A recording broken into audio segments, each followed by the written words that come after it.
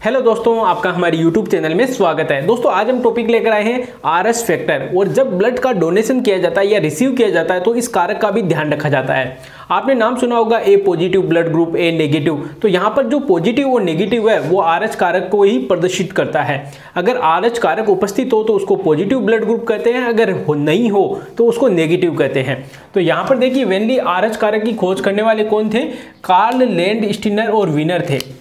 इन्होंने सबसे पहले आरएच कारक की खोज की थी। एक बंदर था मकाका रिसस, तो उसमें इन्होंने खोज की थी। और ये एक तरह से 417 अमीनो अम्लों वाली एक प्रोटीन होती है आरएच फैक्टर।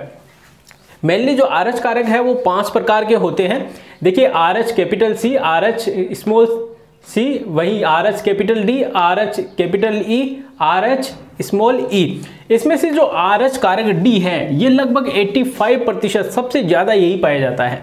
ठीक है, अब देखिए आरएच कारक की जो एंटीजन होती है वो आरबीसी की सतह के ऊपर पाई जाती है। जो नॉर्मल एंटीजन्स होती है जैसे ए बी, वो उसी तरह जो आरएच कारक की एंटीजन बी जो हमारी आरबीसी होती है उसकी सतह के ऊपर पाई जाती है।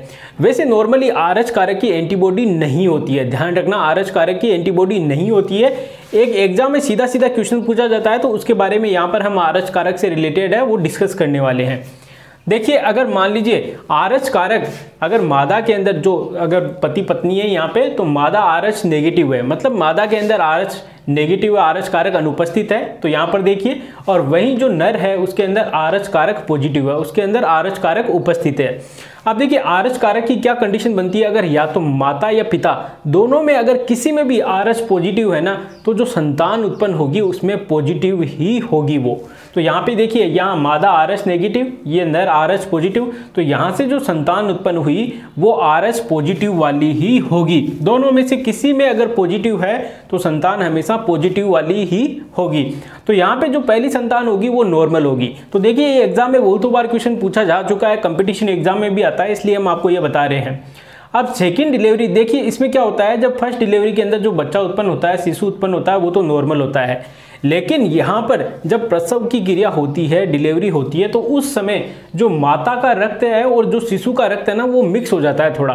तो उसके कारण माता के रक्त में एंटीबॉडी बनना प्रारंभ हो जाती है। किसके खिलाफ? आरएच पॉजिटिव के खिलाफ माता के रक्त में एंटीबॉडी बनना प्रारंभ हो जाती है। और फिर जब नेक्स्ट टाइम दूसरी डिलीवरी होती है उससे पहले ही जब बच्चा गर्भ के अंदर रहता है ना, तो उस समय क्योंकि एंटीबॉडी ऑलरेडी बन चुकी है और आपको पता है कि जो बच्चा है वो तो आरएच पॉजिटिव वाला ही होने वाला है, क्योंकि ये नर है जो आरएच पॉजिटिव है। ठीक है, तो बच्चा अगर आरएच पॉजिटिव वाला होगा तो उसके ब्लड के अंदर ही माता का रक्त मिक्स होगा ना, जब गर्भ के अंदर रहेगा, तो दोनों के बीच में आरबीसी के बीच में रिएक्शन होगी और इसके कारण जो है बच्चा वो गर्भ में ही मर जाएगा, गर्भ के अंदर ही उसकी मृत्यु हो जाएगी। और इसको कहते हैं, इस रोग को कहते हैं इरिथ्रोब्लास्टोसिस फिटेलिस, ध्यान रखना। और ये एग्जाम में बहुतों बार पूछा जा चुका है।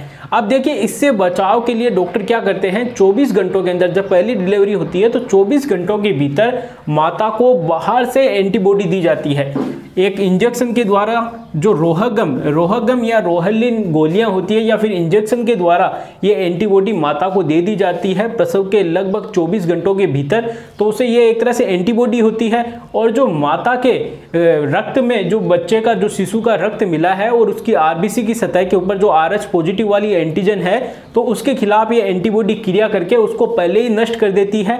मतलब जो माता का खून है उसको एंटीबॉडी नहीं बनाने देती, उसको मौका ही नहीं देती, उससे पहले ही बाहर से एंटीबॉडी डालकर उस ब्लड को, उस आरबीसी को खत्म कर दिया जाता है जिसपे आरएच पॉजिटिव हो। ठीक है, तो ये इसके बचाव के लिए किया जाता है। और मेनली एग्जाम में आरएच कारक से जो रिलेटेड जो पूछा जाता है वो हमने आपको बता दिया। वीडियो अगर अच्छा लगा हो तो इसको लाइक करिए, ज़्यादा से ज़्यादा शेयर करिए। धन्यवाद दोस्तों।